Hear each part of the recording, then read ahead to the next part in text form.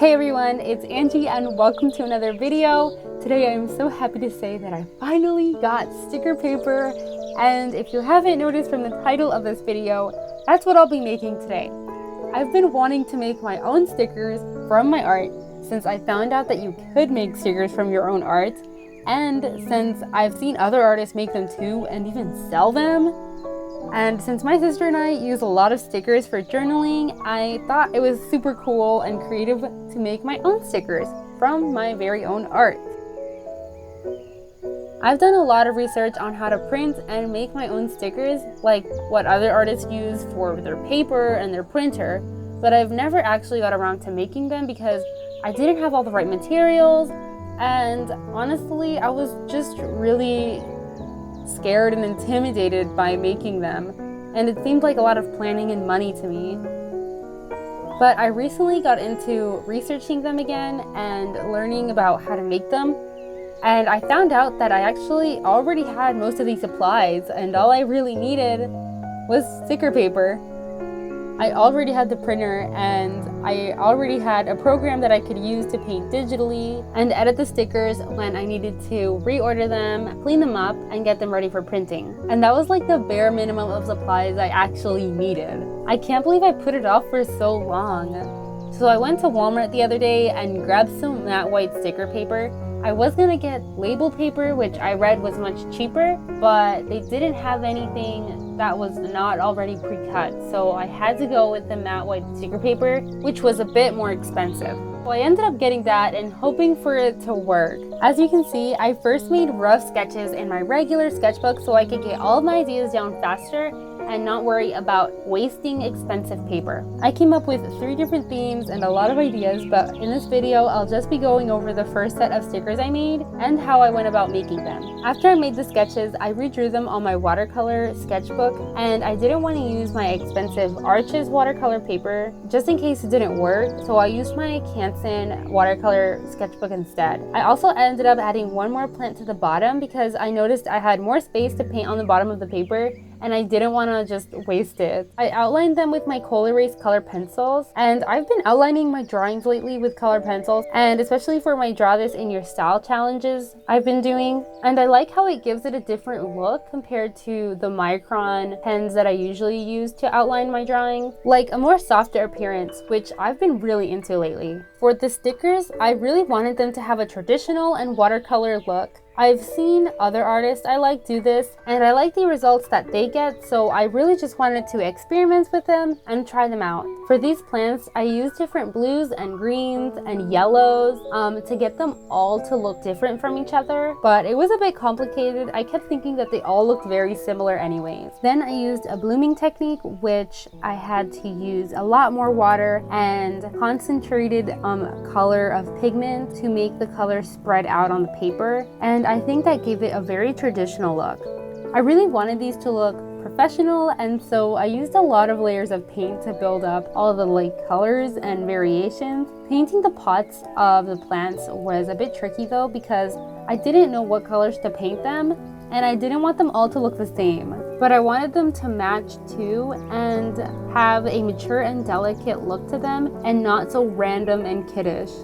Throughout this project, I used Pinterest a lot for the inspiration and references and ideas for the plants, which really helped them look a lot more natural and organic. My favorite plant that I had the best time painting was the palm in the bottom and the plant that has the holes in the leaves, which kind of looks like a monstera plant. Also, the pots that the cactus are in, I got from Pinterest. They looked super cute and I just had to include them. For future stickers, I want to make more plants and a lot of flowers, but it's super hard to make them realistic and actually look really nice. So this is going to be a good practice for me, and I'm probably going to be drawing a lot of different objects and things like that for my future stickers. After painting them, I used my Prismacolor color pencils to outline them once again to just add a more color to the plants. I find that the Cool Erase color pencils, they're good for like really light line art because the color in those, for some reason, I feel like they're just not really saturated and bright. So I went over them again, but with the Prismacolor Premier color pencils. Then I used my white pen to make the highlights, and I have to say I might have gone a bit overboard with the highlights in this part, but it's my favorite part of the process and I just had to go all out. Then I had to do the more complicated part of this project, which was scanning the plants in a high resolution and then transferring them from my phone to my computer. I used Google Photos for the transfer, and then I opened up PaintStorm Studio, and I had some complications at first because I didn't know how to get the scan layer to have a transparent background, and it took some fiddling around, especially since there aren't too many videos on YouTube showing the process on PaintStorm Studio. They're all using Photoshop, and I don't have money to be paying monthly like that, so that took a while to figure out. But what I did was select the white page on the scan and then refine the selection so that it wasn't selecting my plants and only the white page. And then I resized it and put it off to the side and erased it so that it would have basically no white background. And then I just refined all the plants and make sure that they were smooth and not choppy. And that part was like super tedious. It took such a while, but I cut most of it out to save you guys from boredom. I also had to make some test prints on just regular paper, and that's what you'll be seeing towards the end of the screen recording. I didn't include them in the video because they're just test prints, and I had to make sure that when I did print on the actual sticker paper, it printed on the matte side and not on the adhesive side. So that I almost forgot to do, but I did that. And then it was time for the moment of truth to see if it works, if I actually did it right, and all of my hard work paid off. And it did. I'm so happy that I finally got to make my own stickers. Watching it print was so awesome, and I just loved the results. I was worried it wouldn't work at first, but it worked and I loved it. And the printer, I noticed, makes the results a bit less contrasty and saturated, but it's totally a look and I love it. I just can't believe I have my very own stickers. And also I had to cut them all out by hand, which wasn't so great, but it works and it makes it more unique, I guess. So that's my experience with making stickers.